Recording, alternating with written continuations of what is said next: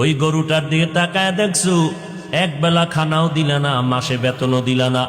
গরুটারে নিয়ে মাঠে হাল চাষ করাও, বাচ্চাটারে এক ফোঁটা দুধও দাও না। ওই গরুটা খের ভুসি আর ঘাস খাওয়ার পরে 20-30 কেজি দুধ, পিওর দুধ তোমাকে দেয়। বাচ্চারে তুমি এক ফোঁটা দিলা না।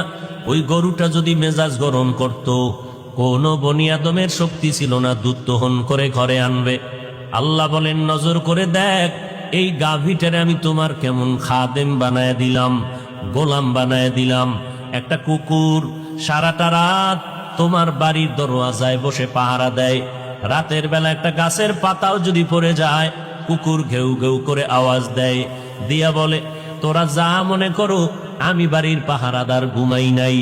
আমার মালিকের পাহারা দেওয়ার জন্য আমি এখানে দণ্ডায়মান হয়ে গেলাম। এই কুকুর সারা রাত তোমার ঘর বাড়ি পাহারা দেয়, বিনিময়ে তুমি এক বেলার খানাও দাও নাই, একটা টাকাও দাও নাই। কুকুর কোনো দিন রাগ করিয়া মালিকের কামড়ও দেয় নাই। আল্লাহ পাক বলেন বান্দা, আমি আল্লাহ যেইভাবে সব তোমার গোলাম বানায় দিলাম, সব মখলুকাত তোমার গোলামি করতে বাধ্য। এরে বান্দা নজর করে দেখছো নি, রাতের বেলা তুমি মশারি টানাইয়া ঘুমাইতে গেলা, সারাটা দিন কাজ করেছো ব্যস্ত, রাতের বেলা একটু আরামের জন্য ঘুমাইতে গিয়েছো। আমি আল্লাহ রাতের পোশাক বানায় দিলাম তোমার ঘুমানোর জন্য। ওয়াজআলনাল লাইলা লিবাসা ওয়াজআলনান নাহারা মাআশা। ও বান্দা, রাত আমি দিলাম তোমার পোশাক বানায় তুমি আরামে ঘুমাইবা, দিন আমি দিলাম তোমার কামাই রুজি আরামের আয়েশের জন্য।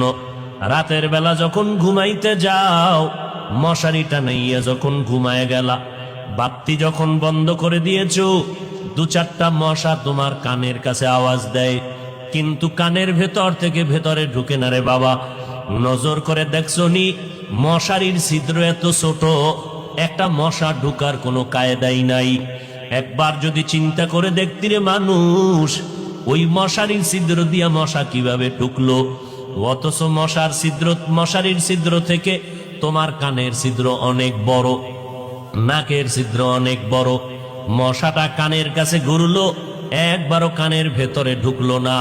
যদি ঢুকিয়েই যাইতো, মানুষ তোমার ওখানেই মরণের ডাক এসে যেত।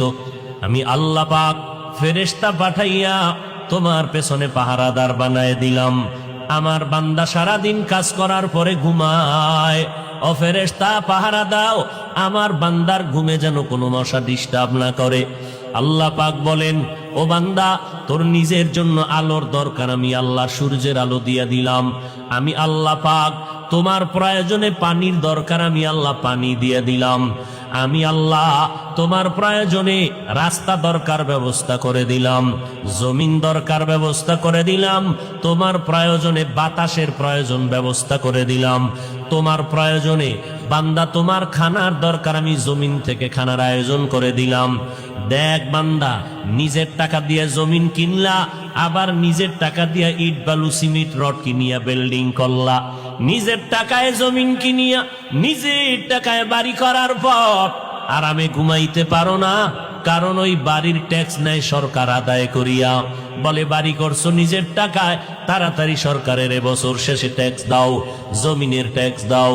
আল্লাহ বলেন, জমিনটা আমি তোমার জন্য ফ্রি বানায় দিলাম, কোনো ট্যাক্স নিলাম না। আমি আল্লাহ যদি ট্যাক্স চাইতাম, কোনো মানুষ জমিনে বসবাস করার উপায় থাকতো না।